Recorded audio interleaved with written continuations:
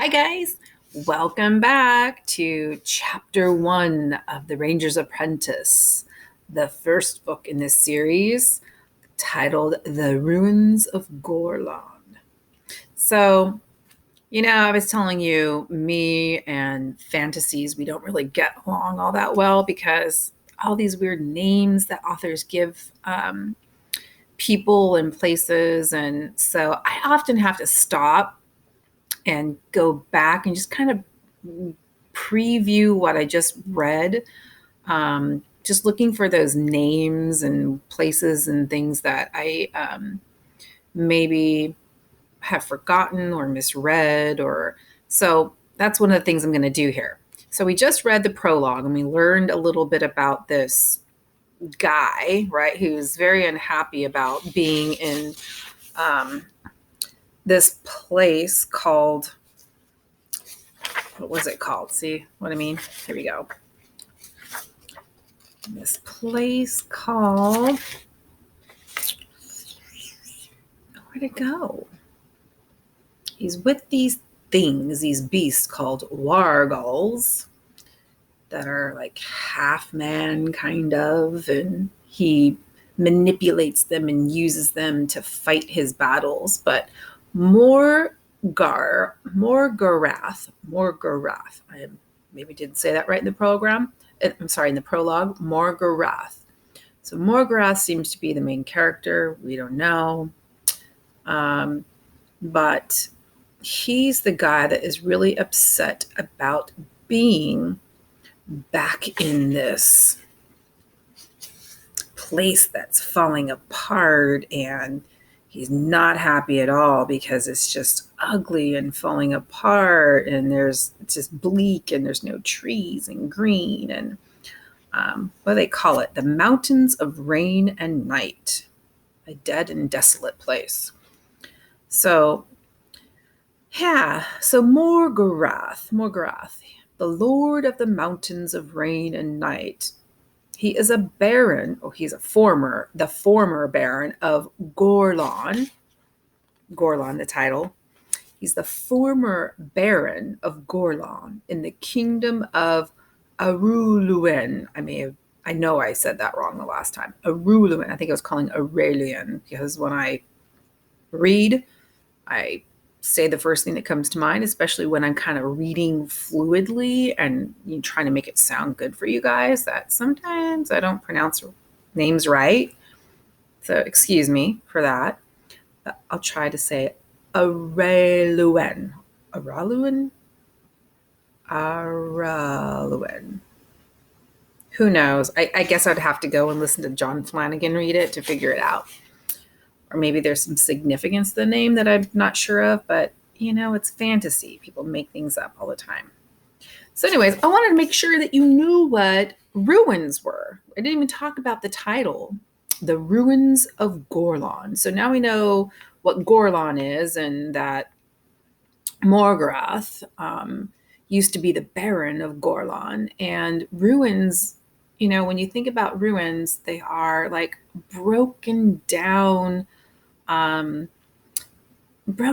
pieces left over from civilizations that maybe don't exist anymore. When you think of maybe like the Egyptian ruins that are all broken down, but we could still see what they were once used for, and but they're no longer really usable because they're broken down. And so ruins. So the ruins of Gorlan, The Ranger's Apprentice by John Flanagan. We're going to get into chapter 1. Now, again, my cat might be coming through. Kids may be coming through. We may see a visit from, well, maybe not right now, Lollipop, because it's nighttime and she's already in bed. But you may meet her in a couple of more videos. So chapter 1, let's settle in. Let's see. Try to eat something, Will. Tomorrow's a big day after all. Jenny, blonde, pretty, and cheerful, gestured towards Will's barely touched plate and smiled encouragingly at him. Will made an attempt to return the smile, but it was a dismal failure. He picked at the plate before him, piled high with his favorite foods. Tonight, his stomach knotted tight with tension and anticipation. He could hardly bring himself to swallow a bite. Tomorrow would be a great day. Tomorrow would be a big day, he knew. He knew it all too well, in fact. Tomorrow would be the biggest day in his life because tomorrow was the choosing day, and it would determine how he spent the rest of his life. Ooh, I got a connection, big connection. So, in a lot of dystopian novels, I love to read dystopians. A lot of dystopian novels, they have this within that dystopian where, one day within your life, you will find out what you're going to do for the rest of your life. And I have to say that there's usually some not so happy people in the books that I've read. So we'll have to see. That's why I made that connection, because that's what's going through my mind right now. So nerves, I imagine, said George, setting down his loaded fork and seizing the lapels of his jacket in a judicious manner. He was a thin, gangly, and studious boy, fascinated by rules and regulations and the penchant for examining and debating both sides of a question, sometimes in great length. Dreadful thing, nervousness. It can just freeze you up so you can't think, can't eat, can't speak. I'm not nervous, Will said quickly, noticing that Horace had looked up, ready to form a sarcastic comment. George nodded several times, considering Will's statement. On the other hand, he added, a little nervousness can actually improve performance. It can heighten your perceptions and sharpen your reactions. So the fact that you are worried, if in fact you are, is not necessarily something to be worried about of itself, so to speak. In spite of himself, a wry smile touched Will's mouth. George would be a natural in the legal profession, he thought. He would almost certainly be the scribe master's choice on the following morning. Perhaps, Will thought, that was at the heart of his own problem. He was the only one of his ward mates who had any fears about the choosing that would take place within 12 hours. He ought to be nervous, Horace scoffed.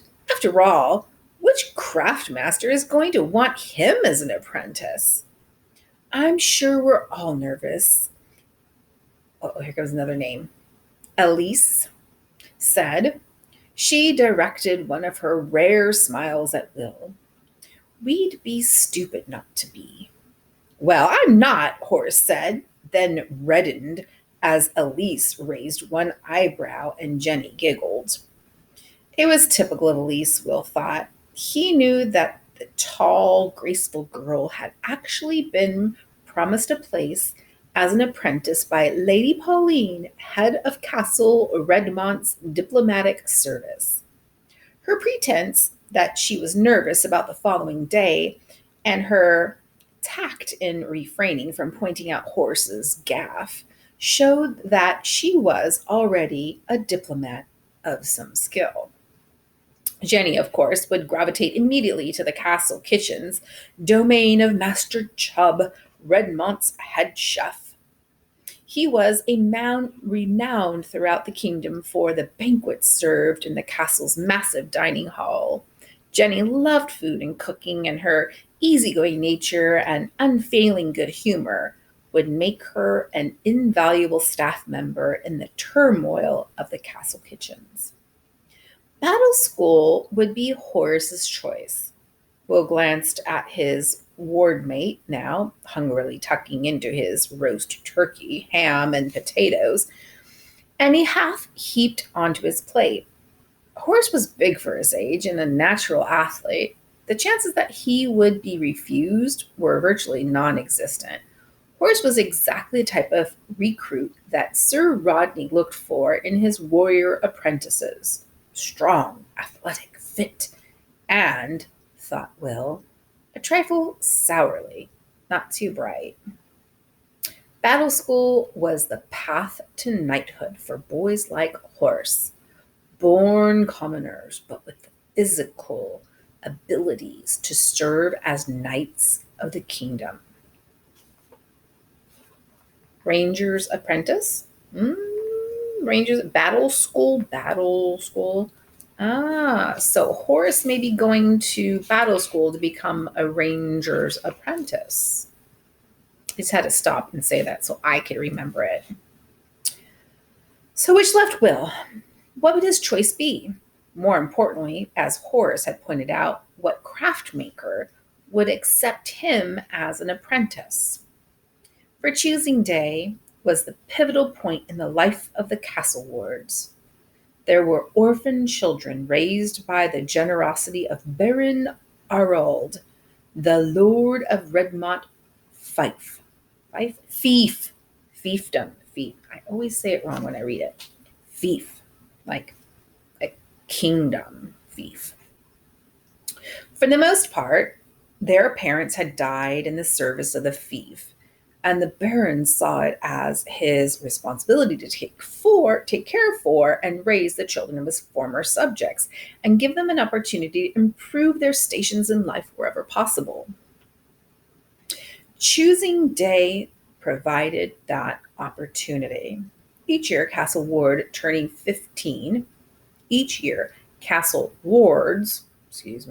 turning 15 could apply to be an apprentice to the masters of the various crafts that served the castle and its people. Ordinarily, craft apprentices were selected by dint of their parents' occupations or influence with the craftmasters. The castle wards usually had no such influence, and this was their chance to win a future for themselves. Those wards who weren't chosen or for whom no openings could be found would be assigned to farming families in the nearby village, providing farm labor to raise the crops and animals that fed the castle inhabitants. It was rare for this to happen, Will knew. The Baron and his craftmasters usually went out of their way to fit the wards into one craft or another. But it could happen, and it was a fate he feared more than anything. Horace caught his eye now and gave him a smug smile. "Still planning on applying for battle school, Will?" he asked, through a mouthful of turkey and potatoes. "Better eat something then. You'll need to build yourself up a little." He snorted in laughter, and Will glowered at him. A few weeks previously, Horace had overheard Will confiding to Elise that he desperately wanted to be selected for battle school, and he had made Will's life a misery ever since, pointing out on every possible occasion that Will's slight build was totally unsuited for the rigors of battle school training. The fact that Horace was probably right only made matters worse. Where Horace was tall and muscular, Will was small and wiry. He was agile and fast and surprisingly strong, but he simply didn't have the size that he knew was required of battle school apprentices. He'd hoped against hope for the past few years that he would have what people called an growing spurt before the choosing day came around. But it never happened, and now the day was nearly here. As Will said nothing, Horace sensed that he had scored a verbal hit. This was a rarity in their turbulent relationship. Over the past few years, he and Will had clashed repeatedly. Being the stronger of the two, Horace usually got the better of Will, although very occasionally Will's speed and agility allowed him to get in a surprise kick or a punch and then escape before Horace could catch him. But while Horace generally had the best of their physical clashes, it was unusual for him to win any of their verbal encounters. Will's wit was as agile as the rest of him, and that almost always managed to have the last word. In fact, it was this tendency that often led to troublesomes between them. Will was yet to learn that having the last word was not always a good idea. Horace decided now to press his advantage. You need muscle to get into battle school, Will. Real muscle, he said, glancing at the others around the table to see if anyone disagreed. The other wards, uncomfortable at the growing tension between the two boys, concentrated on their own plates. Particularly between the ears, Will replied, and unfortunately, Jenny couldn't refrain from giggling. Horace's face flushed, and he started to rise from his seat, but Will was quicker, and he was already at the door before Horace could disentangle himself from the chair. He oh, he contented himself with hurling a final insult after his retreating wardmate. That's right, run away. Will, no name. You're a no name, and nobody will want you as an apprentice. God, sour words, huh? In the anteroom outside, Will heard the parting sally and felt blood flush to his cheeks. It was the taunt he hated most, although he had tried never to let Horace know that, sensing that he would provide the bigger boy with a weapon if he did. The truth was, nobody knew Will's second name. Nobody knew who his parents had been. Unlike his year mates, who had lived in the fief before their parents had died and whose family histories were known, Will had appeared virtually out of nowhere as a newborn baby. He had been found wrapped in a small blanket and placed in a basket on the step of the ward building 15 years ago. A note had been attached to the blanket reading simply, "His mother died in childbirth. His father died a hero. Please care for him. His name is Will."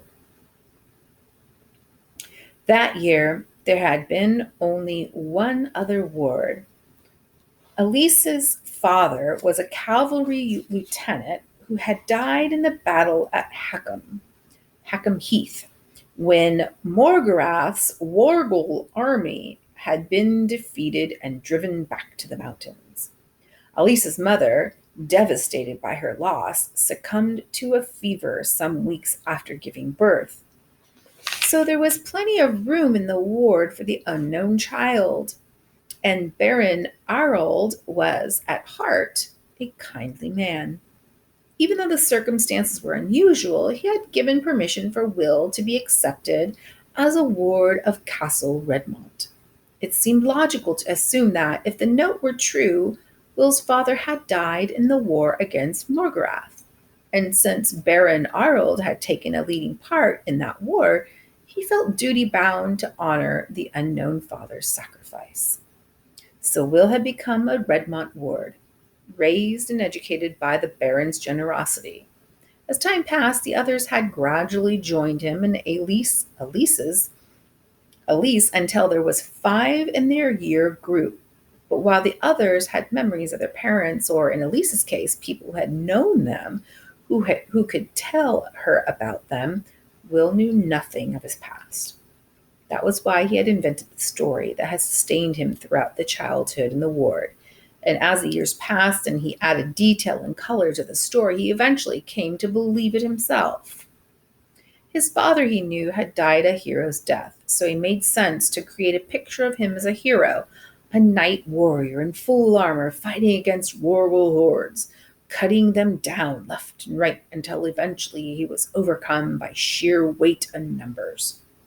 Will had pictured the tall figure so often in his mind, seeing every detail of his armor, of his equipment, but never being able to visualize his face. As a warrior, his father would expect him to follow into his footsteps. That was why selection for battle school was so important to Will. And that was why the more unlikely it became that he would be selected, the more desperately he clung to the hope that he might. He exited from the ward building into the darkened castle yard. The sun was long down, and the torches placed every 20 meters or so on the castle walls shed a flickering, uneven light. He had hesitated a moment.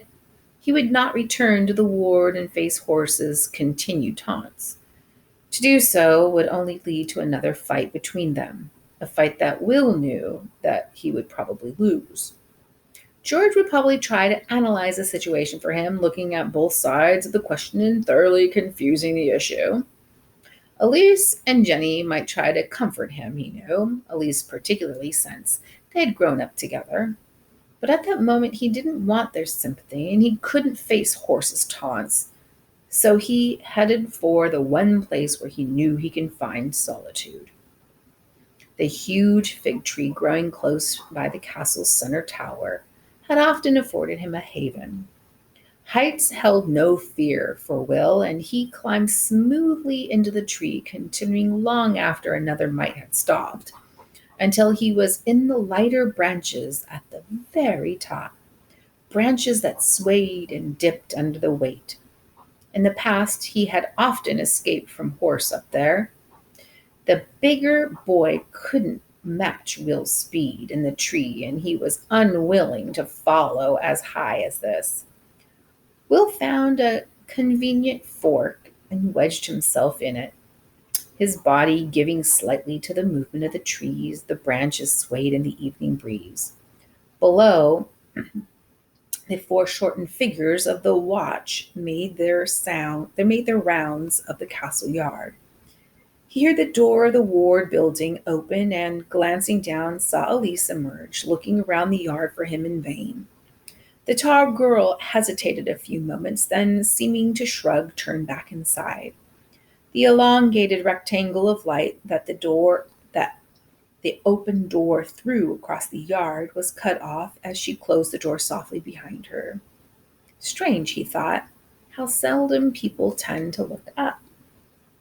There was a rustle of soft feathers, and a barn owl landed on the next branch, its head swiveling, its huge eyes catching every last ray of the faint light.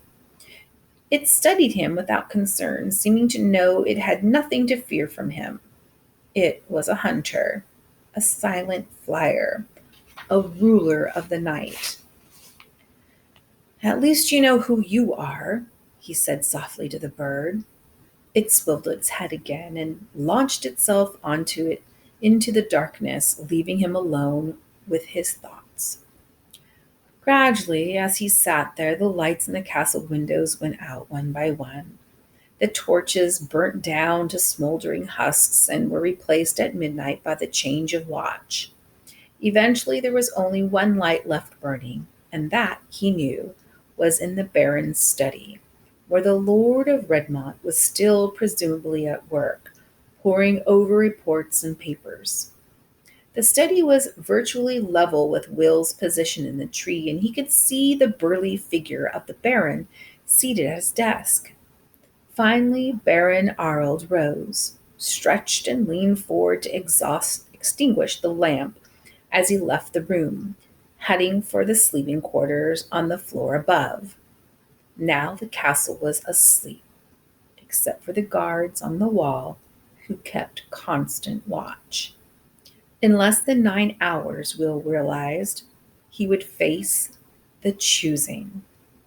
Silently, miserably, fearing the worst, he climbed down from the tree and made his way to his bed in the darkened boys' dormitory in the ward.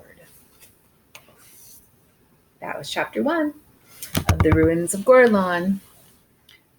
See the next video for chapter 2.